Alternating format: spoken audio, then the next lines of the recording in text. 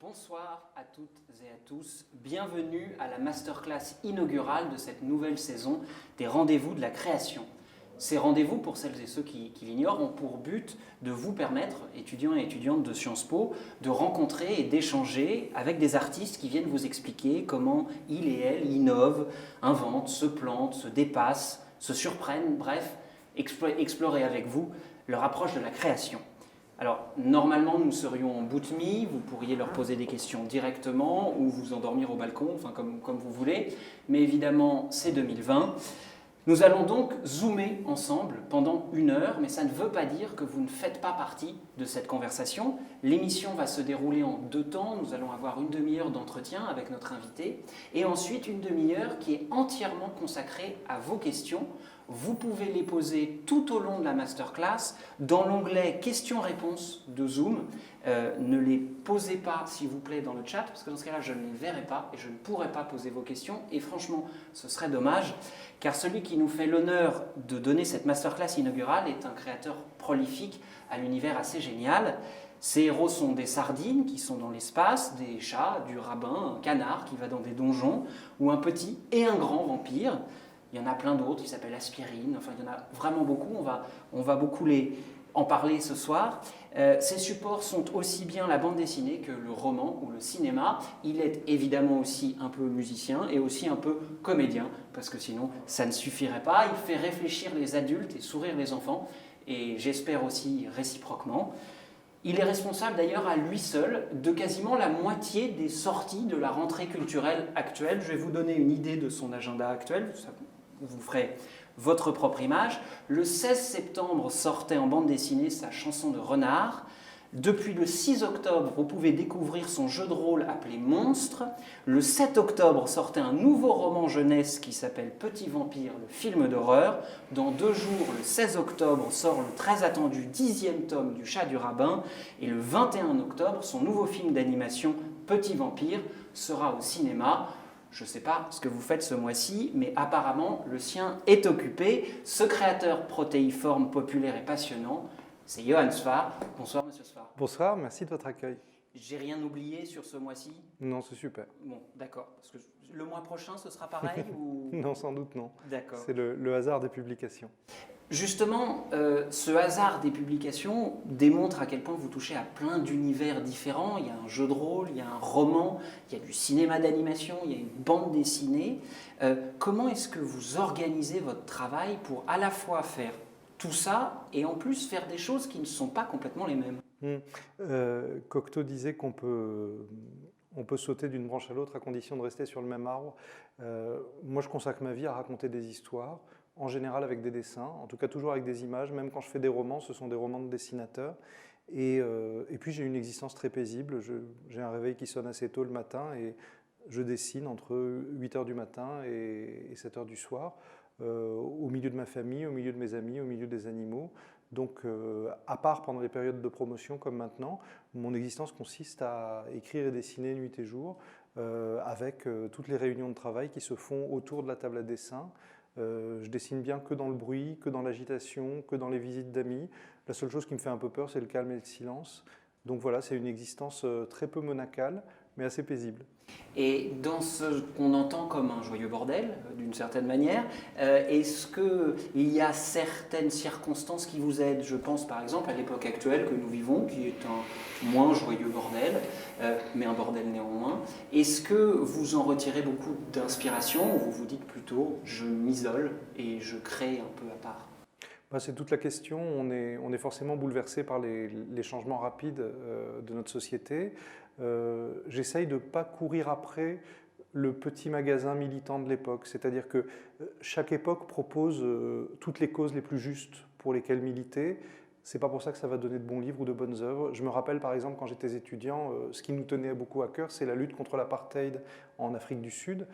certains artistes ont fait des œuvres extraordinaires sur ce thème. Je me rappelle en particulier de Ernest Pignon-Ernest, au moment où Nice a été jumelé avec le Cap, qui avait recouvert tous les échafaudages de Nice de collages où on voyait des Sud-Africains derrière des grilles. Évidemment, il a fini au poste de police et c'était une œuvre formidable. Mais en même temps, combien de collègues faisaient des dessins lamentables avec des colombes de la paix, avec des fils de fer barbelés et avec des gens qui pleuraient des larmes de sang. Donc il y a une volonté d'être bousculé par son époque, mais de ne pas se laisser emporter par l'idée qu'avoir de bonnes idées amènerait forcément à faire des œuvres pertinentes. Faire une œuvre pertinente, c'est s'apercevoir que la vérité, ce n'est pas toujours le quotidien. La vérité, ce n'est pas toujours la dernière raison en date de militer pour ceci ou pour cela. Donc j'essaie de faire confiance à mes personnages, j'essaie de les laisser faire quand ils racontent parfois l'inverse de ce que je pense, et je me laisse beaucoup entraîner par mes personnages. Et comment est-ce que, même ces personnages-là, comment est-ce que vous faites un peu la part des choses? Il y a quand même une part extrêmement actuelle dans vos créations. Votre chanson de Renard qui parle théoriquement du Moyen-Âge, elle nous parle aussi beaucoup de nous. Il y a questions de pandémie, il est question de rois qui ont peur, il est question de choses qui ont un écho. Vous avez aussi une œuvre plus personnelle, vous publiez des carnets de vos dessins.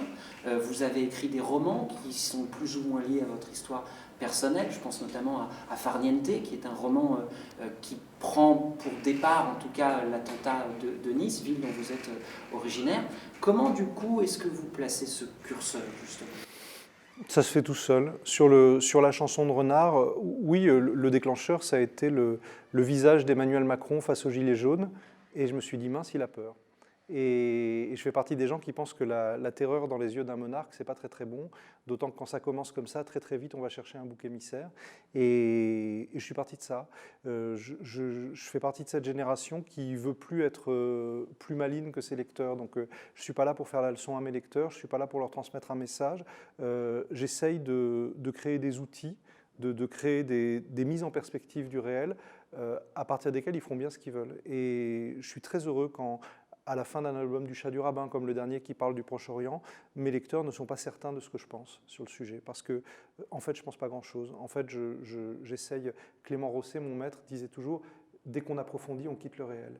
Donc moi, ma manière de travailler, c'est de raconter des destins individuels, de rester sur un terrain émotionnel. Je me méfie énormément des gens cultivés comme nous, des gens intelligents comme nous, qui ne mesurons pas à quel point on se fait facilement rouler dans la farine par les algorithmes. Par exemple, de bon matin, face à Twitter ou face à Facebook, on va très vite s'opposer parce que nos idées sont différentes. En tout cas, l'idée qu'on se fait de nos idées est différente.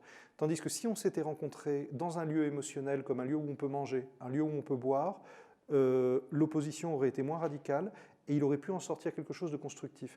Tout est fait aujourd'hui pour que le débat ne débouche jamais ni sur un consensus, ni sur une évolution de l'opinion des uns ou de l'opinion des autres. Donc ce qu'on pratique aujourd'hui, c'est de l'agite-propre publicitaire ou de l'agitation. En tout cas, on se donne l'illusion d'être... Bon, moi j'aime mieux le matériau romanesque, le matériau dramaturgique dans lequel chaque personnage investit un peu de cette permanence tragique dont on sort jamais, qui fait qu'en fait on ne sert à rien. En fait, moi j'ai une peine profonde pour ces auteurs qui sont persuadés de servir à leur époque ou d'amener un bon message ou d'être dans le bon camp ou de faire... Moi j'ai l'ambition de faire avancer rien du tout. Je suis là juste pour faire le portrait de l'époque que je vois et je suis ravi si des gens s'emparent de mon travail, mais l'envie de servir à quoi que ce soit m'a passé depuis vraiment longtemps. Oui, vous dites d'ailleurs souvent je ne défends que des causes que quand j'ai l'impression qu'elles sont déjà perdues, ou une citation qui s'en rapproche. Je ne suis pas plus malin que les autres, et le roman ne sert pas à ça. Le roman sert à faire un portrait de l'époque, il ne sert pas à résoudre les problèmes politiques, il ne sert pas à être en avant des citoyens ou des contemporains, il sert au contraire à être en plein dedans. Et est-ce qu'il y a une spécificité à ce que ce roman soit graphique ? Vous avez contribué avec d'autres à faire sortir la BD de ses cases traditionnelles, enfin, vous ne publiez pas du Tintin, et on a assisté à de multiples formes d'usage de la BD. Je pense à Mathieu Sapin, que vous connaissez bien, puisque vous avez travaillé avec lui sur Les Sardines de l'espace, qui vient de sortir une BD où il suit Emmanuel Macron, notre président, qu'il chronique. Et Jean Racine. Et Jean Racine, exactement. Je pense à Quai d'Orsay. Il y a désormais aussi des BD d'investigation, il y a des magazines de BD d'investigation. Est-ce qu'il y a une vraie spécificité au dessin, non plus seulement de presse, mais vraiment Qu'est-ce qu'il a comme si particulier de médium? Alors, contrairement aux guitaristes, je n'ai pas la chance de voir mon public très souvent. Bon, ben, ce soir, je ne vois personne, mais je les vois lors des dédicaces en librairie quand il n'y a pas de pandémie. Et c'est souvent là que j'apprends des choses sur mon boulot. Il y a un jeune homme ou une jeune femme, je ne me souviens plus, qui l'an dernier m'a dit, mais après tout, est-ce que la bande dessinée, c'est de l'oralité ou pas? Et ça m'a ouvert des perspectives extraordinaires parce que oui, 1000 fois oui, c'est de l'oralité. La bande dessinée, c'est de l'oralité contrariée, c'est de l'oralité prise en sténo, mais ça a beaucoup plus à voir avec le théâtre, avec la démonstration oratoire, avec l'art du dialogue, qu'avec le roman ou qu'avec la thèse, au sens d'un locuteur qui parlerait à des récepteurs. Tout est fait dans la bande dessinée pour qu'il y ait des poignées, pour qu'on s'empare des personnages, pour qu'on s'empare du récit. Quand il s'agit des enfants, pour qu'ils les recopient. Et effectivement, la bande dessinée interroge tous les genres traditionnels de littérature, mais aussi de journalisme, puisque on a demandé à Mathieu Sapin s'il était journaliste. Je pense que ça fait 15 ans qu'il est journaliste, mais ça fait une semaine qu'il ose le dire. Et c'est pas du gonzo ce qu'il fait, c'est autre chose.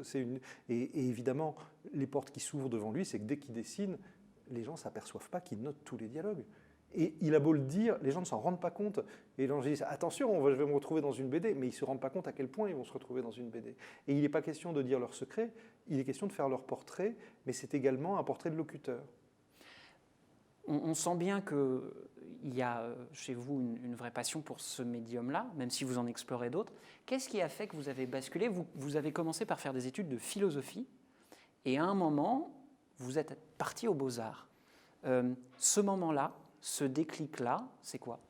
En réalité, je faisais des bandes dessinées depuis l'âge de 6 ans, depuis que j'ai appris que c'était un métier. Avant, je pensais que c'était fait par des machines. Donc, depuis le cours préparatoire, je fais des bandes dessinées. Je me demandais quelle étude faire. On m'a dit qu'il faut avoir une culture générale. Donc, je ne voulais pas faire de droit, parce que mon père est avocat, il voulait que je fasse droit. Je suis allé en philo à Nice, bien m'en a pris. J'ai eu des professeurs formidables comme Jean-Luc Gautreau, comme Clément Rosset, comme Jean-François Mattei, comme André Flécheux. Enfin, toutes les portes se sont ouvertes à moi grâce à la philo. Et au milieu de ça, j'ai pu intégrer les Beaux-Arts de Paris. Mais enfin, l'objectif de devenir dessinateur de bande dessinée était clair depuis le début. J'ai commencé à envoyer mes projets vers l'âge de 15 ans aux éditeurs et ils ont répondu favorablement quand j'avais 24 ans. Quand j'étais élève aux Beaux-Arts de Paris, il n'était pas trop permis d'y être dessinateur de bande dessinée. Grâce à Jean-François Debord et grâce au département de morphologie, on me permettait de faire un peu de bande dessinée. Et j'ai le bonheur depuis 4 ans d'être professeur aux Beaux-Arts de Paris, donc pas loin de chez vous. Vous pouvez venir assister à mes cours d'ailleurs, c'est toujours ouvert. Y compris aux étudiants aussi lointains que ceux de Sciences Po. Et on pratique les bandes dessinées aux Beaux-Arts depuis 4 ans officiellement, et j'en suis vraiment très heureux. Et c'est de là que vous est venu ce trait très remarquable, très particulier. Chaque dessinateur a le sien. Vous avez beaucoup travaillé aux Beaux-Arts, notamment sur la morphologie, et pourtant il y a des traits beaucoup plus oniriques dans vos bandes dessinées. Ce style-là, il vous est venu comment? Je ne sais pas d'où il vient. Je pense que c'est une voix comme la voix d'un chanteur. Ça vient du dessin d'observation, ça vient du dessin d'après-nature, ça vient de l'illustration jeunesse. Autant de modes d'expression qui sont assez loin des bandes dessinées. Parce que la bande dessinée, c'est un langage typographique, c'est comme une page de journal. Il faut que ce soit extrêmement lisible, il faut que ce soit très net.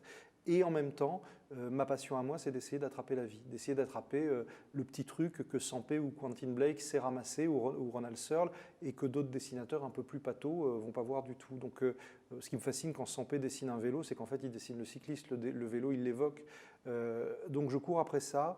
Et c'est Julien Nil qui m'a fait l'amitié de me dire ton impossible étoile, c'est que tu essaies de réconcilier Sampé et Jack Kirby. Je crois qu'il a tout résumé à mon travail. J'essaye de mettre ensemble l'évanescence et l'élégance de grands illustrateurs avec la lourdeur nécessaire des bandes dessinées, parce qu'une bande dessinée, c'est de la typographie.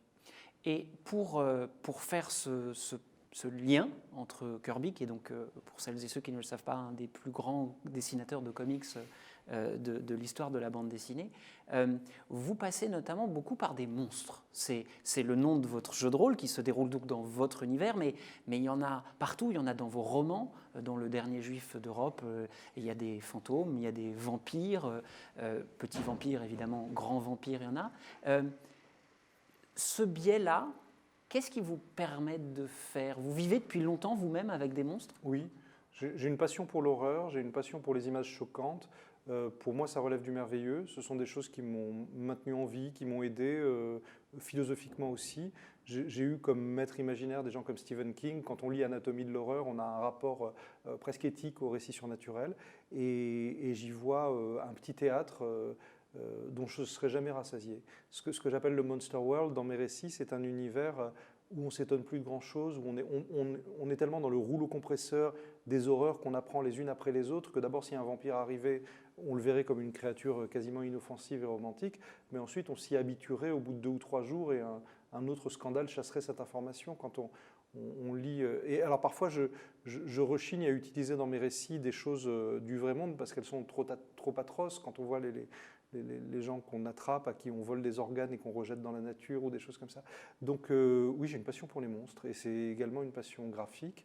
Il y a dans la recherche du monstre un peu du mysticisme des cinéastes de la Oufa qui, sans le faire exprès, annonçaient toutes les horreurs qui allaient arriver 20 ou 30 ans après. Je crois qu'il y a quelque chose de médiumnique, d'oraculaire chez le narrateur, et quand il accepte les monstres, quand il accepte ces moments d'endormissement de la raison, comme le mythe chez Platon, des choses vont apparaître qui échappent au logos et qui font sens, et qui tout d'un coup, oui, on peut avoir, je ne dis pas de la magie, mais les Belges parleraient de réalisme fantastique, comme dans les récits de genré.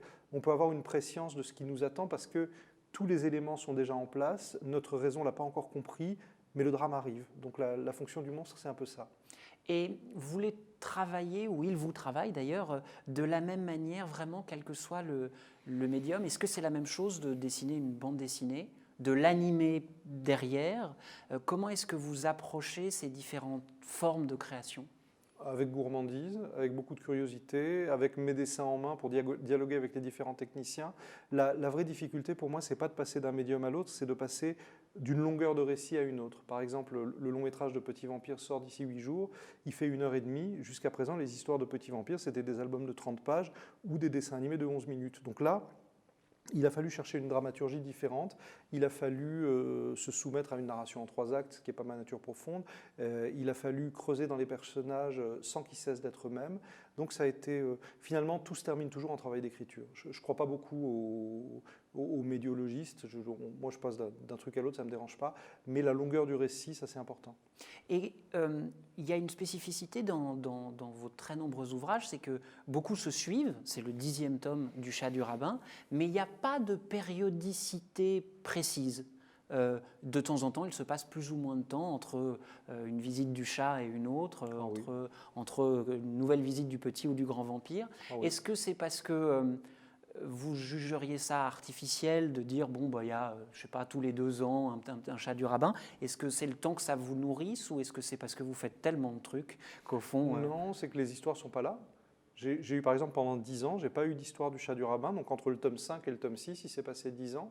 Et soudain, un matin, il s'est mis à me reparler, je ne sais pas pourquoi, et j'ai commencé un album du chat, j'ai fait 10 pages. 10 pages après, il y a eu les attentats de Charlie Hebdo, donc je me suis interrompu. Après, je m'y suis remis. Petit Vampire, c'est pas pareil.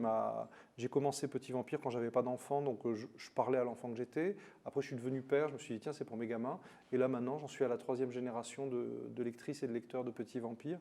Et parfois, j'ai envie de leur raconter une histoire, mais je me force jamais parce qu'on le sent quand on se force. Et moi, j'ai vraiment besoin que ce soit les personnages qui tiennent la plume.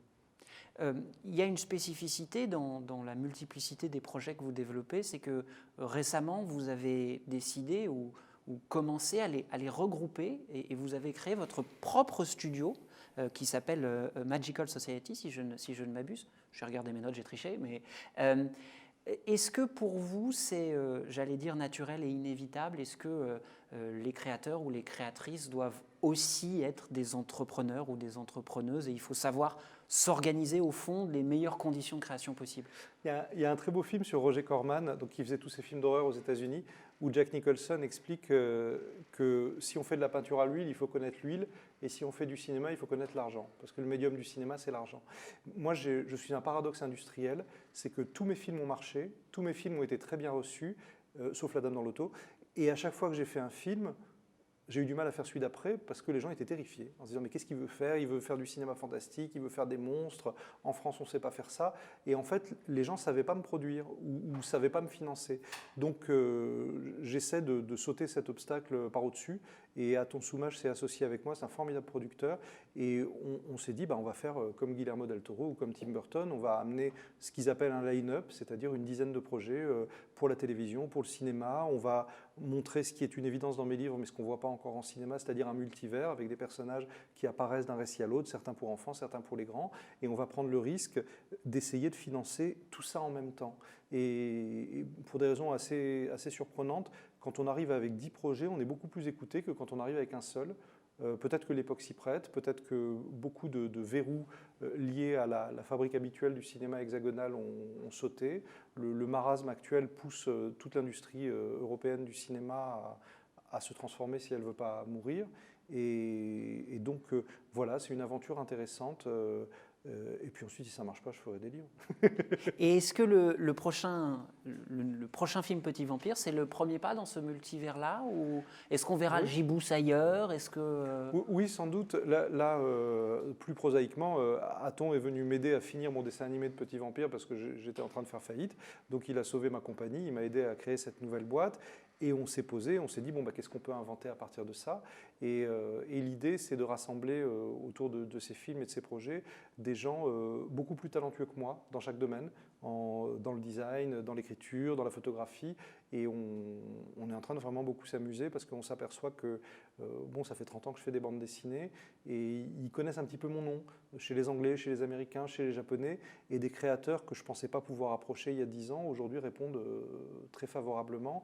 Et moi, je rêve de ça. Je rêve que la France, forte de son exception culturelle, cesse d'avoir peur des autres pays. C'est peut-être l'électrochoc chez moi, il est venu après la sortie du film de Gainsbourg, donc il y a fort longtemps, une dizaine d'années. Je me suis trouvé aux European Film Awards à Berlin. Le monde entier était là, l'Europe entière était là, la France était sous-représentée, et les rares Français qui étaient là étaient à la fois pleins d'orgueil et de terreur, dans l'idée finalement que tout ce qui ressemble à une coproduction européenne, tout ce qui ressemble à un film financé sur plusieurs pays à la fois, terrifie nos compatriotes parce qu'ils ont conscience, à raison, d'avoir un microcosme unique de cinéma français et ils ont peur que ça périclite. Or, je crois qu'il y a un vivier de spectateurs, de créateurs, de producteurs en Europe et plus largement aussi aux États-Unis, aussi au Japon. Et on est bien bête de ne pas utiliser ça parce que les Japonais nous adorent, les Américains nous adorent, tous les autres pays d'Europe nous adorent. Ils ne nous pardonnent pas de ne pas partager notre exception culturelle parce qu'ils ne demandent que ça. On aborde là un point important qui est celui de l'aspect économique de la création. La création est un secteur économique, il a ses propres lois, ses propres cadres, ses propres représentants ou non. C'est un métier mal défini en France, en tout cas mal protégé. Il représente quand même 270 000 personnes dans notre pays. Vous êtes président d'honneur de la Ligue des auteurs professionnels. Vous avez salué la sortie du rapport Racine, qui donc préconise de prendre en compte la spécificité du métier de créateur ou de créatrice. Ce rapport est sorti au bout de très longtemps. Il est sorti sous le ministre de la Culture précédent. On ne peut pas dire qu'il se soit passé grand-chose depuis. Comment est-ce que vous expliquez cette difficulté française à reconnaître la spécificité du métier de créateur ou de créatrice, alors que, comme vous venez de le rappeler, nous faisons des gorges chaudes de notre exception culturelle, d'avoir des auteurs, des interprètes, des réalisateurs qui cartonnent dans le monde entier, et pourtant, on ne leur donne pas vraiment de statut, et je rajoute que pour les auteurs, ils ne sont pas représentés professionnellement par eux-mêmes. Comment on... C'est comme la langue française. La langue française est incompréhensible si on se rend compte, si on oublie qu'elle a été faite de plein d'usages établis au fil des siècles. Le statut des romanciers ou des illustrateurs ou des dessinateurs ou des scénaristes aujourd'hui en France est inexistant parce qu'il y a eu 1000 raisons historiques qu'il existe toutes sortes de sociétés de représentation des auteurs ou de sociétés de promotion des auteurs qui sont formidables, mais qui ne sont pas des syndicats et qui ont parfois des éditeurs à leur tête ou à leur directoire. Et donc on est dans la situation très paradoxale de pratiquer un métier, d'avoir des partenaires comme Antoine Gallimard, par exemple, qui dit « mais enfin, vous parlez d'un métier, mais votre travail relève des recettes patrimoniales ». Ah ben dans ce cas-là, si nos recettes sont uniquement patrimoniales, pourquoi on nous fait cotiser comme un salarié? Et alors dans ce cas-là, si vous n'êtes pas des patrons, c'est vrai, effectivement, c'est vrai que vous ne cotisez pas du tout pour nous, mais qu'est-ce qu'on fait pour notre retraite? Qu'est-ce qu'on fait pour 1000 choses qui dépendent à la fois du ministère de la Culture et du ministère des Affaires sociales? Et en fait, tous les gens qui se penchent sur notre situation s'aperçoivent qu'on est même dans l'illégalité la plus franche. C'est-à-dire le jour où on aura les coudes assez solides pour emmener ça en justice parce qu'il est question de ça, on s'apercevra que la situation professionnelle des auteurs est profondément illégale. Si on est un métier, on a droit d'avoir un syndicat, on a droit d'élire notre propre syndicat. Aujourd'hui, ce n'est pas le cas et on est dans une situation très paradoxale où les éditeurs sont en train de mourir du manque de considération qu'ils ont pour les auteurs. Les éditeurs ne sont pas les seuls responsables. Il y a une énorme responsabilité des pouvoirs publics qui, par inertie ou pour ne pas blesser les uns et les autres, refusent de prendre ce dossier à bras-le-corps. C'est dommage parce que moi, je suis avant tout un amoureux du rapport à l'éditeur. Je ne rêve pas du tout d'auto-édition, je ne rêve pas du tout de la disparition de l'éditeur. Et je crois qu'aujourd'hui, les structures en place ne se rendent pas compte que si les auteurs continuent de péricliter, ils vont tomber juste derrière. Donc il est urgent qu'on apprenne à s'écouter et qu'on cesse de caricaturer la position des uns et des autres. Moi qui ai la chance d'enseigner aux Beaux-Arts depuis 4 ans, moi je rêve qu'une chose, c'est que tous les élèves formidables que je vois tous les ans puissent un jour devenir dessinateurs de bande dessinée ou romanciers ou cinéastes et qu'il y ait une case pour eux à la sécurité sociale. Vous parlez de vos élèves, de ce que vous leur enseignez. Tout à l'heure, vous nous disiez tous les maîtres que vous avez eus, notamment à Nice. Qui est-ce qui a guidé votre goût vers un peu les monstres? Vous nous parliez de Kirby, vous nous parliez de Sampé. Est-ce que vous vous reconnaissez dans un ou une autrice ou créatrice? Est-ce qu'il y a quelqu'un où vous dites « ce travail-là est incroyable » Vous venez de parler de Del Toro tout à l'heure. Enfin, il y a évidemment un monde entier de créateurs et de créatrices, mais qu'est-ce qui vous a guidé? Et je parle assez visuellement, s'entend. Non, chez moi c'est pléthorique. Chez moi c'est des dizaines et des dizaines de personnes. Donc si je commence, je ne m'arrête pas. Mais bizarrement, le cinéma beaucoup. Je suis un dessinateur qui s'est beaucoup fabriqué en regardant des films. Le Nosferatu de Murnau, tout le cinéma expressionniste, tout le cinéma surnaturel. Après, beaucoup d'illustrateurs jeunesse. Si, un immense illustrateur français qu'on oublie tout le temps, c'est Dubout. Dubout qui est un génie à la fois de l'humour, à la fois de l'horreur, à la fois de la saleté. Rabelais, puis parce que Rabelais, alors Frédéric Dard aussi, Romain Gary, Albert Cohen, tous ces gens qui rêvent de classicisme mais qui sombrent dans la truculence. Et puis des romanciers russes, Isaac Babel, c'est central pour moi. Nicolas Gogol, sans Taras Bulba, je ne dessinerai pas sans doute. Oui, vous me demandez des images et je vous réponds avec des romanciers, mais bon, Marcel Pagnol, je ne vivrai pas sans Marcel Pagnol. Georges Brassens, j'ai appris à dessiner en écoutant Georges Brassens, tout ça. Voilà, c'est ça que vous appelez des romans de dessinateurs? C'est le fait qu'il y ait des gens qui écrivent et en fait ils dessinent? Et des images apparaissent, bien sûr. La façon dont Isaac Babel raconte la violence, la façon dont Gogol raconte la violence, ça appelle le dessin. Après, le musée Chagall de Nice, où je suis allé au CM2 et je suis tombé, ça a été une de mes rares extases religieuses, je suis tombé face aux grandes peintures de Chagall qui étaient assez simples pour qu'un enfant les comprenne. Et puis ça, c'était la porte ouverte vers la grande peinture. En fait, Chagall, c'est de la pédagogie pour ensuite aller voir le Titien. Donc voilà, le jour où j'ai découvert Toulouse-Lautrec, mes branlettes ont été beaucoup plus joyeuses. Et voilà, le sexe, c'est très important aussi. On dessine parce qu'on est frustré sexuellement quand on est petit, en tout cas quand on est un petit garçon, et on noircit des centaines et des centaines de gays. Donc les histoires d'amour de cinéma, par exemple, je regardais Ivanhoé, j'étais très amoureux de Liz Taylor et je ne comprenais pas que cet imbécile d'Ivanhoé aille avec la blonde. J'ai compris plus tard qu'il ne pouvait pas aller avec la juive. C'est pour ça. Je regardais Peter Pan et je ne comprenais pas que cet imbécile de Peter Pan n'aille pas avec Lily la tigresse et qu'il aille avec cette conne de Wendy. Et voilà, donc toutes mes frustrations viennent de là. Des terreurs aussi. Le film Elephant Man est sorti, je n'ai pas pu le voir et je ne savais pas ce qu'il y avait sous le mouchoir qu'on voyait sous l'affiche. Je ne savais pas à quoi ressemblait la tête de John Hurt avec le maquillage, alors j'ai imaginé le maquillage. Fred, un des plus grands dessinateurs de bande dessinée français, avec Cythère la sorcière, avec Philémon. Enfin, il faut un maillage, il ne faut pas un seul maître, ça n'a pas d'intérêt.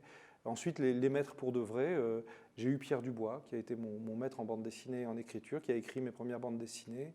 Il y a eu un monsieur qui s'appelait Michel Godot, qui était à Nice, qui créait des jeux de rôle et il créait des mystifications d'entreprise. Par exemple, il allait dans votre boîte le matin déguisé en flic et il repartait du bureau du comptable avec le comptable attaché avec des menottes et plus un mûri. Et là, tout le monde se parlait dans la boîte pour savoir ce qui s'est passé. Et il arrivait en 18h en disant bon, c'était une blague, mais grâce à ça, on a créé du lien dans l'entreprise. Ça, c'est un de mes maîtres. Moi, j'adore les mystifications, j'adore les mensonges. C'est une des questions qui nous est posée justement par notre auditoire. Vous venez de nous parler de vos références visuelles, textuelles. La question est, quelles sont les références qui ont inspiré votre humour, et il ou elle précise, particulièrement pour Donjon? Ah, Donjon, c'est la rencontre de Lewis Trondheim et moi. Moi qui suis un énorme geek et qui ai toujours fait des jeux de rôle, et Lewis qui ne connaissait pas du tout cet univers et qui très spontanément dessinait de l'heroic fantasy. Et Lewis ne rit jamais. Donc écrire des bandes dessinées comiques avec Lewis, c'est très dur parce qu'il faut le faire marrer. Et faire marrer Lewis, c'est très dur. Il est très mauvais public. Donc je fais beaucoup plus d'efforts quand j'écris avec lui que quand j'écris tout seul. Et vraiment, Donjon, c'est né oui, d'un amour pour Lewis Trondheim. Ensuite, si on veut chercher des références là-dedans, il y a peut-être les films de Terry Gilliam, il y a peut-être... nous, on se disait c'est un mélange du Muppet Show et de Conan le Barbare. Voilà, ça n'allait pas loin, mais on se racontait ça. Vous êtes toujours rôliste? Vous continuez à pouvoir jouer enfin, évidemment, vous avez proposé votre propre jeu, mais est-ce que vous arrivez encore à vous asseoir et à faire une vraie partie? Ah oui, je joue au jeu de rôle depuis l'âge de 11 ans, je n'ai jamais arrêté. C'est là que j'ai appris à écrire des histoires. Et il y a tout un renouveau qui est formidable parce que maintenant on peut vraiment jouer de manière transgénérationnelle, on peut initier ses gamins, on a des tables où il y a autant de filles que de garçons, ça c'est vraiment ouvert, c'est vachement chouette. Enfin après, c'est dans le monde du jeu de rôle qu'on trouve les pires fanatiques parce que chacun a bien ses idées arrêtées et tout, mais disons que moi dans mon petit monde, j'arrive à jouer régulièrement et je m'amuse bien. On vient de parler de romans, on a parlé de BD. On a Julien qui dit, après la BD, le roman, le cinéma, à quand le jeu vidéo? J'ai toujours voulu en faire. On a créé avec mon ami Fabien Del Piano la société Pasta Games il y a plus de 20 ans. Et la limite, ça a toujours été le temps qu'il faut pour faire un jeu, l'énergie qu'il faut. Donc c'est vraiment... faut consacrer 5-6 ans de sa vie à faire un jeu, donc j'ai jamais eu cette chance. Et je ne souhaite pas faire des jeux adaptés d'une BD, ce serait... voilà, donc ça s'est jamais fait, mais ça aurait pu. Il y a eu plein de rendez-vous manqués avec le jeu vidéo. Vous venez de dire, j'aurais pas envie d'adapter un de mes bandes dessinées en jeu vidéo. J'ai lu quelque part que c'était un peu la même chose lorsqu'on vous a proposé de faire des films. On est venu vous voir en disant, bon, on va faire des films de monstres, on va faire des films inspirés de votre univers. Et vous, en fait, vous êtes dit, non, pas du tout. Comment vous êtes arrivé à l'idée, venant de ce pourquoi on est venu vous chercher quand même, c'est-à-dire tout cet univers-là, de dire, en fait, pas du tout, on va faire Gainsbourg? Hugo Pratt disait, parce que tout le monde venait le chercher pour faire Corto Maltese, et il disait, ils veulent s'amuser avec mes jouets, mais je veux m'amuser aussi. Et tout le monde venait me chercher pour adapter, entre guillemets, mes BD à succès. Et Marc Dupont-Avis est venu me voir en me disant, écoute, non, qu'est-ce que tu aimerais faire au cinéma? Moi, la BD que j'aime le mieux parmi tes créations, c'est Paskin. Alors tout de suite, ça m'a rendu heureux parce que Paskin, c'est une bande dessinée pornographique et c'est une bande dessinée qui s'est vendue à moins de 4000 exemplaires. Donc là, j'étais très touché qu'ils viennent me chercher pour à la fois ce qui me plaît le plus et ce qui se vend le moins. Et je lui ai dit, c'est simple parce que Paskin moderne, c'est Gainsbourg. Donc on va faire un film sur Gainsbourg. Et tout de suite, il m'a dit, écoute, ça ne marchera jamais parce que les ayants droit disent non à tout le monde depuis 20 ans. Là, je descends dans la rue. Je crois que j'ai jamais croisé de réalisateur de ma vie. Je descends dans la rue, il pleut, et le premier mec que je vois dans la rue, c'est Tony Gatliff. Je l'avais jamais rencontré ni rien, et je me suis dit, ça c'est un signe. 3 jours après, on rencontrait Charlotte Gainsbourg, et une semaine après, on avait un oui de la famille Gainsbourg.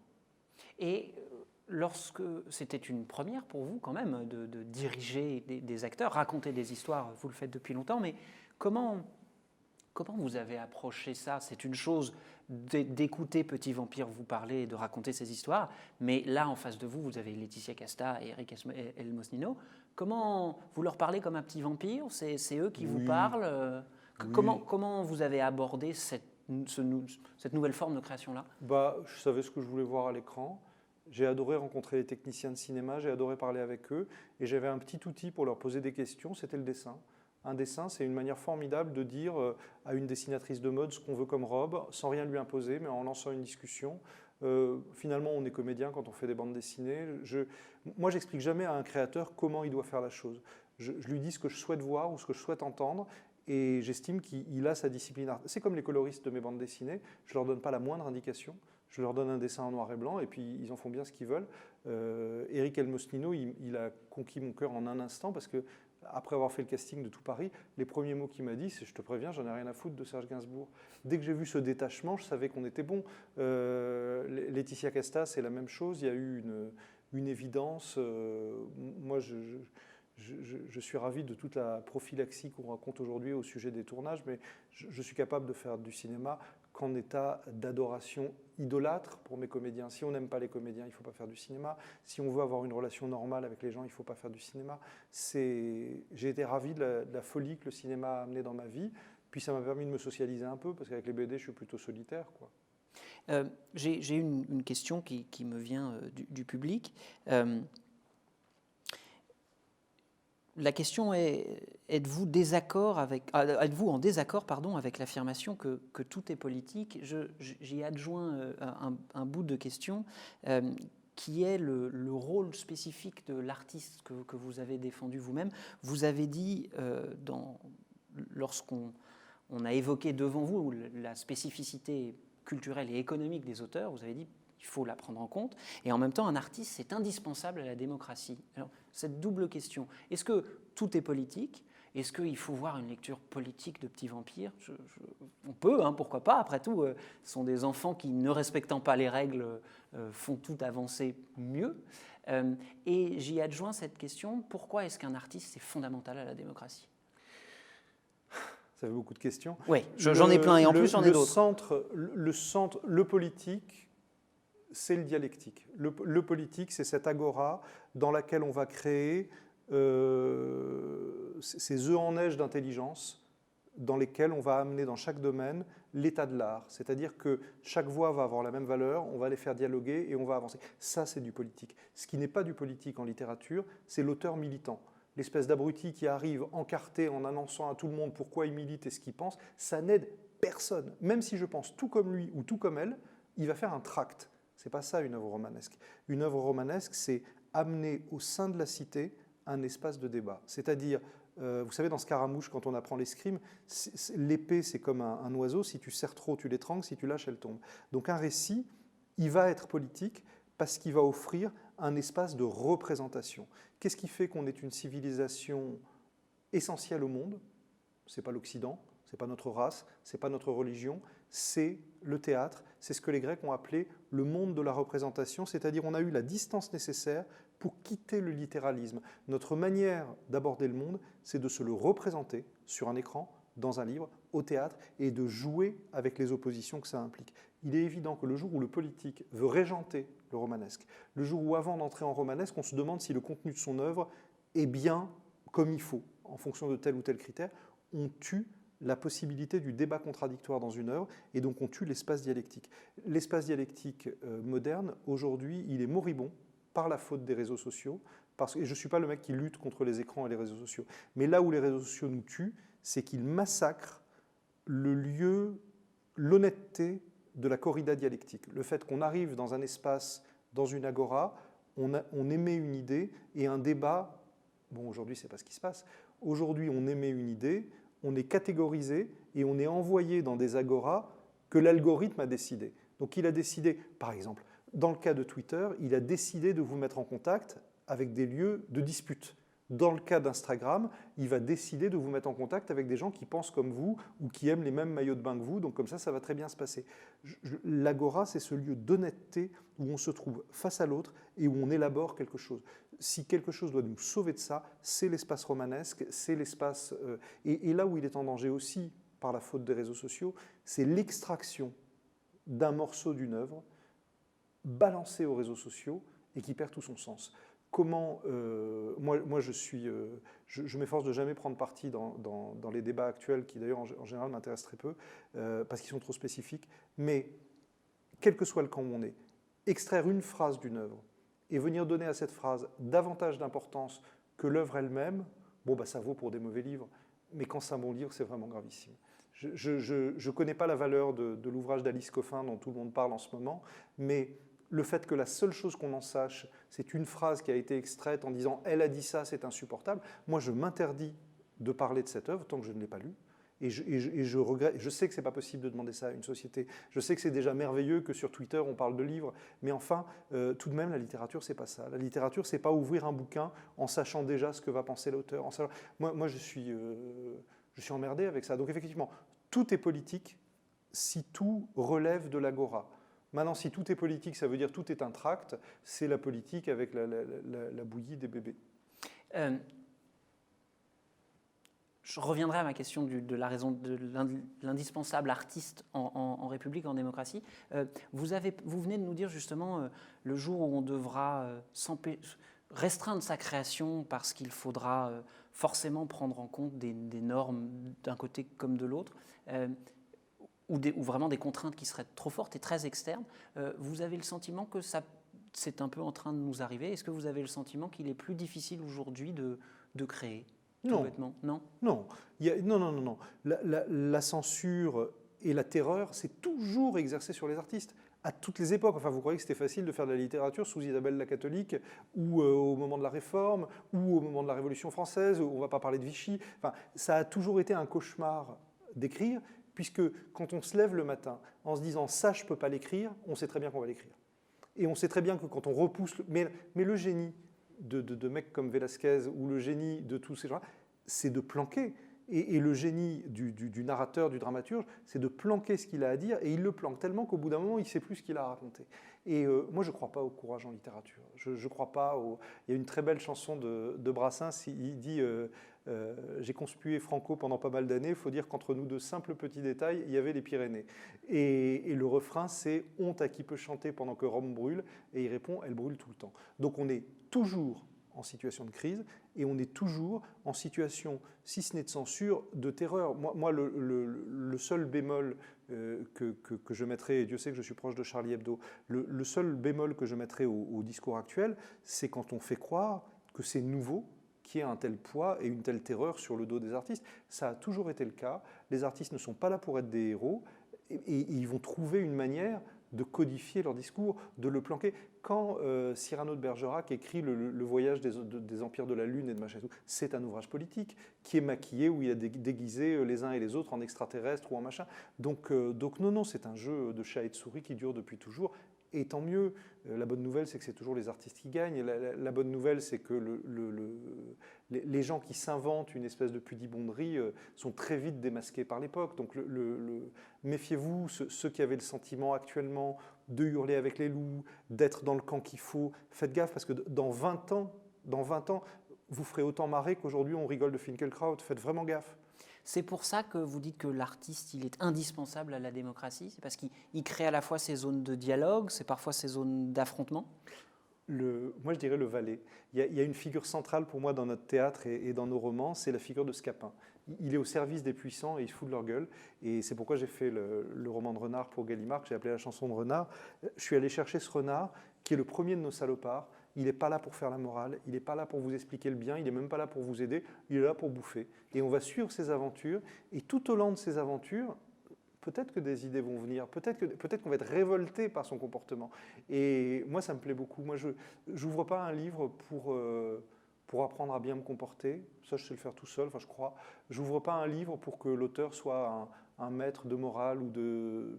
Non, j'ouvre un livre pour suivre une dramaturgie qui va me secouer et dont je vais sortir différent. Et puis, on ouvre un livre pour explorer diverses modalités de l'âme humaine.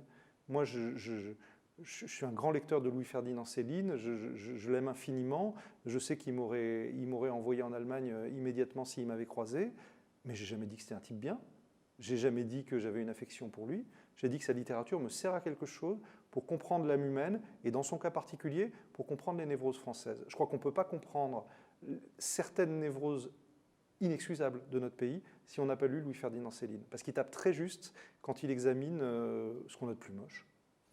Pour examiner toutes les versants, toutes les facettes de l'âme humaine, est-ce que vous envisageriez d'adjoindre, j'allais dire, tout ce que vous avez à votre disposition? C'est-à-dire, est-ce que, et c'est une question qui nous est posée, vous avez parlé d'utiliser parfois le médium photographique dans votre œuvre.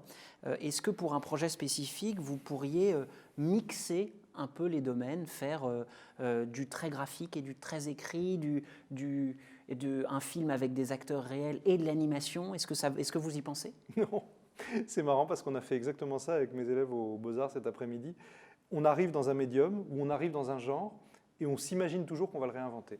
On écrit une histoire, attends, j'ai fait une histoire, c'est ni du polar, ni vraiment de l'autobiographie, ni vraiment... Bah reviens quand ce sera quelque chose.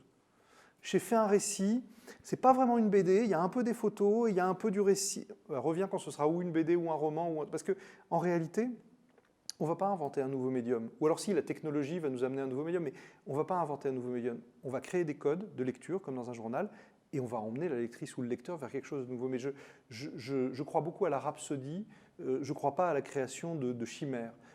C'est tellement difficile d'avoir un spectateur ou une spectatrice qui comprend ce qu'on veut dire, que si on va en plus, par exemple, moi pour le chat du rabbin ou pour Aspirine, je vais très souvent poser des modèles, que ce soit des chats, que ce soit des humains qui posent pour moi, que je prends en photo sous toutes les coutures avec des costumes, ou que je fais poser dans mon atelier, et je les dessine. Mais il ne me viendrait pas à l'idée de publier la photo dans mon bouquin. D'ailleurs, à la mort de mon chat Imhotep, qui est mort après 18 ans, j'ai choisi de mettre une photo de lui au début du chat du rabbin, mais j'ai beaucoup hésité, parce qu'en montrant que c'est un vrai chat, d'une certaine façon, j'annihilais la puissance de tous les dessins qui venaient derrière. Et est-ce que vous avez envisagé, par exemple, de passer à l'animation 3D? Est-ce que c'est quelque chose à laquelle vous feriez?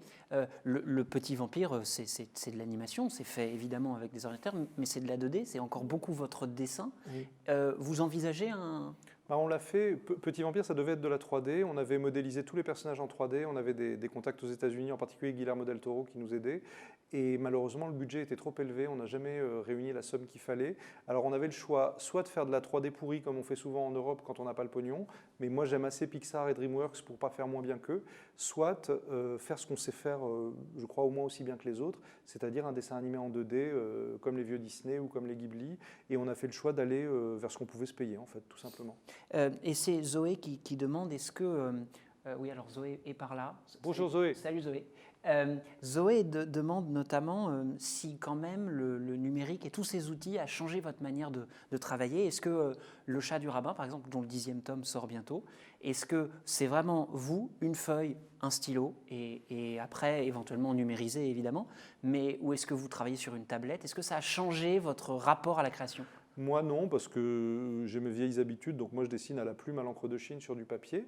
Ensuite, ma coloriste colorie sur Photoshop, mais depuis toujours, depuis le premier chat du rabbin, pour avoir des effets presque de sérigraphie. Non, ça m'aide pour communiquer. Avec les gens qui travaillent sur mes dessins animés, je peux recevoir un plan, je peux sur mon iPad ou sur ma Cintiq corriger un plan ou corriger un dessin et le renvoyer. Ça m'aide beaucoup à communiquer. Moi, je ne sais pas terminer mes dessins sur iPad ou sur Cintiq. J'y mets une énorme mauvaise volonté. J'ai fait quelques couvertures de bouquins, des livres en poche pour Gallimard, mais c'est juste pour apprendre. Moi, je suis meilleur sur papier. Voilà, j'ai pas de chance, c'est comme ça. J'ai des copains qui font beaucoup de choses sur tablette, mais c'est chouette aussi. Hein, j'ai pas de religion là-dessus. J'ai juste ma sexualité va plus vers l'encre. Et c'est le cas aussi, vous avez énormément de projets en collaboration. On parlait de Donjons, mais les Sardines de l'espace aussi, ça a été fait avec des scénaristes. Parfois, vous avez repris Blueberry. Enfin, vous travaillez avec beaucoup d'autres artistes. Là aussi, du coup, c'est, j'allais dire, très à l'ancienne ou très éternel. Vous mettez dans une salle, vous buvez un coup ou deux, j'imagine, et vous dessinez et vous partez, ou est-ce que vous êtes sur Zoom? Oui, on peut, mais c'est surtout que j'ai eu la chance de travailler en atelier pendant très longtemps, donc j'ai plein de copains dessinateurs qui sont tous dessinateurs et scénaristes, et parfois pour se marrer, on s'écrit une histoire, voilà. Et alors moi j'écris dans des cahiers, j'écris à la taille où ce sera publié, j'écris avec des cases et des petits bons. C'est-à-dire dès le début il y a du dessin, donc en fait mon storyboard on peut le lire comme une BD dès le début. Et puis je suis feuilletoniste, donc j'écris 10 pages, je donne à la copine ou au copain, et quand il ou elle a fini ses 10 pages, je fais la suite. Voilà. On a une question qui est anonyme parce qu'il ou elle, j'imagine, la prend de manière très personnelle. Quel conseil auriez-vous pour les jeunes artistes qui cherchent à exprimer leur vision du monde? Ah, mais dans quel domaine? Alors, dans quel domaine? Lisez beaucoup. Moi, vous savez, quand j'ai fait mes études, je pensais que l'histoire de l'art allait me servir à rien du tout et je voulais surtout des cours de dessin. Et avec le recul, je me rends compte que mes cours d'histoire de l'art m'ont sauvé la vie. Lisez à mort, cultivez-vous à mort, parce qu'on ne peut pas être écrivain si on n'est pas avant tout lecteur. Dès qu'un apprenti écrivain me dit qu'il n'a pas le temps de lire, il faut qu'il change de métier. Il faut garder une admiration intacte pour les autres créateurs. Ça, c'est le meilleur conseil qu'on puisse donner. Ensuite, Eugène Delacroix disait, par rapport aux professeurs d'art, méfiez-vous de ces gardiens du temple dont la seule fonction consiste à en interdire l'entrée. Donc il faut faire très attention aux professeurs qui vous écrasent. Et s'il est question de dessin, pratiquez le dessin d'après nature. S'il est question de roman, lisez Écriture, mémoire d'un métier de Stephen King, ça va changer votre vie. Si vous vous trouvez nul en dessin, lisez cet ouvrage très mal titré qui s'appelle « Dessiner grâce au cerveau droit ». Ça a l'air très con, ça va occuper 3 semaines de votre vie et vous découvrirez que le dessin n'est pas un acte, le dessin est un état et ça va changer toute votre manière de dessiner. Voilà, regardez les films de Fellini, regardez 8 et demi et vous saurez tout sur les créateurs. Et en ce moment, qu'est-ce qui justement vous nourrit? Est-ce qu'il y a une série? Est-ce qu'il y a un film? Est-ce qu'il y a un truc qui là actuellement vous a justement donné cette matière à créer, à rester, j'allais dire, ouvert et réfléchi? À part Petit Vampire Mon chien Mon chien, j'ai dessiné des chats pendant 10 albums du Chat du Rabbin, et là j'ai un gros chien, alors évidemment c'est un berger suisse, on dirait un berger allemand mais tout blanc, mais depuis que j'ai ce chien, je dessine des renards, parce qu'il a une tête comme ça, et il ne ressemble pas à un renard, il ressemble à un gros loup, il ressemble à la bestiole de Game of Thrones, mais voilà, moi je dessine mon chien. Pardon, hein, ça a l'air très très con, hein, mais j'ai une passion pour les animaux, ça donne vraiment très très très envie de dessiner. Après j'essaie de me cogner aux trucs modernes, mais je suis un peu nul, j'essaie de dessiner des trottinettes, moi je suis très fan quand apparaît un nouveau geste dans la rue. Par exemple, je m'intéresse assez peu au téléphone portable et je m'intéresse assez peu au voile islamique. Mais la rencontre du voile islamique et du téléphone portable, c'est formidable parce que vous voyez des dames qui mettent le voile comme ça et qui coincent le téléphone là et elles peuvent avoir une... Alors ça me plaît. Le kit main libre. Voilà, ouais. Ça, quand je peux dessiner ça, je suis très content. Ou c'est ça qui me fait marrer en fait. La trottinette, je m'en fous, mais s'ils se mettent à 3 dessus, je sais qu'il ne faut pas le faire, mais s'ils se mettent à 3 dessus, c'est très dessinable. Il y a un moment où vous ne dessinez pas. Là, en promo, je ne dessine pas. Oui, alors là, du coup, moi, je me sens coupable. Je me sens terriblement coupable. Par exemple, un truc que je dessine, le masque, c'est très chiant à dessiner un masque parce qu'il faut dessiner d'abord la tête et ensuite le masque. Mais ce que j'aime bien, c'est le monsieur que je croise tous les matins au café qui est très élégant et qui se le met là, pendant tout son café. Ça, c'est ultra dessinable. Parce qu'il a l'air très très con et en même temps, il a raison parce qu'il ne faut pas le poser sur une table, il ne faut pas ceci, il ne faut pas cela. Mais ça se dessine. Voilà. Et donc, vous avez tout le temps un carnet et vous croquez en permanence. Oui. C'est une des questions de Solveig qui dit, vous parliez de dessiner toute la matinée. Comment organisez-vous le reste de votre journée avec toutes ces activités? On est sur un point agenda, là. Non, alors le plus important, que vous dessiniez ou que vous écriviez, il faut un carnet. Il faut un carnet pour faire du dessin d'après nature, il faut un carnet pour faire de l'écriture diariste, de l'écriture improvisée. Ça va vous soigner de vos projets romanesques. Et ça, ce n'est pas une perte de temps, c'est du gain de temps. Donc ça, c'est sur le coin de la table, on l'a toujours avec soi, et ça vide la tête. Pour ma part, pour ne pas perdre la concentration, je fais de la guitare. Je suis nul à la guitare, ça fait 10 ans que je m'acharne, mais quand je pose le crayon, je vais faire un peu de guitare ou je vais promener le chien. C'est une manière de rester dans la concentration.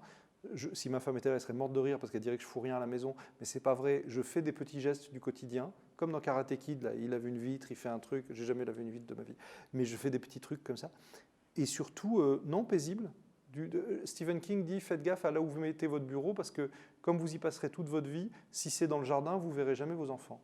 Donc il faut mettre sa table de travail au milieu de la maison. Voilà. Est-ce qu'à travers tous ces projets de Stephen King à Karate Kid, est-ce que, une fois que le marathon de la promotion sera terminé, j'imagine que ça va durer au moins jusqu'au 21 et la sortie du film, qu'est-ce qui se passe après ? On va retrouver qui parmi l'univers qui est avec vous, qui vous parle et que l'on découvre grâce à vos bandes dessinées notamment? Je suis en train de terminer le deuxième album de la chanson de Renard, dans lequel Renard sera à peu près le seul animal et il y aura beaucoup d'animaux autour, beaucoup d'humains autour. Et je m'intéresse à la Provence au Moyen-Âge, qui est un territoire sur lequel je ne connais rien du tout. Et moi, ma méthode, c'est que je me documente et je dessine en même temps. Donc bon, j'avance comme ça. Il y a ça, il y aura un prochain Chat du Rabbin en fait. Et puis voilà, puis j'ai plein de projets de films, on verra bien. Ce seront des films... Je suis journaliste, j'essaye d'avoir un scoop, hein, vous vous doutez bien, donc je vais essayer de gratter comme ça. Mais j'en sais rien. Ouais. J'en sais rien parce que ça ne dépend pas de moi. J'ai un projet de série télé sur le cambriolage de Kim Kardashian. J'ai un projet de mini-série sur Le Petit Prince en prise de vue réelle et d'autres projets dont je n'ai pas le droit de parler. Mais... ça dépend des financements, ça dépend des partenaires. Si j'ai cette série télé sur l'Éternel, sur le monde de mes vampires, etc. Donc on a Canal+ et Studio Canal qui ont dit oui, et il nous manque un partenaire étranger, c'est-à-dire un tiers du budget, ce qui n'est pas grand-chose. Donc les voyants sont plutôt positifs. Donc le premier projet qui se déclenche, je file. Et si jamais au-delà de cela, quand on est venu vous voir et pour proposer le premier film, et vous avez dit « Ok, ce sera Gainsbourg », Là, le prochain, si quelqu'un venait et disait en fait, carte blanche. Moi, j'ai plein de thunes, je t'en donne. C'est quoi votre projet rêvé? Ça, c'est pas un secret. Je veux faire une série télé sur San Antonio de Frédéric Dard. Ça, je le dis partout depuis tout le temps, parce que je pense que c'est une œuvre aussi importante que celle de Rabelais. Et je trouve singulier, parce qu'à force de dire que je peux lire même des auteurs insupportables, je trouve bizarre ce pays qui accueille Louis-Ferdinand Céline à bras-le-corps et qui continue à se boucher le nez en lisant Frédéric Dard. Je ne sais pas qui a dit de manière très drôle, Frédéric Dard, c'est comme Louis-Ferdinand Céline, mais qui aimerait bien les Juifs. Je trouve que c'est un très bon résumé.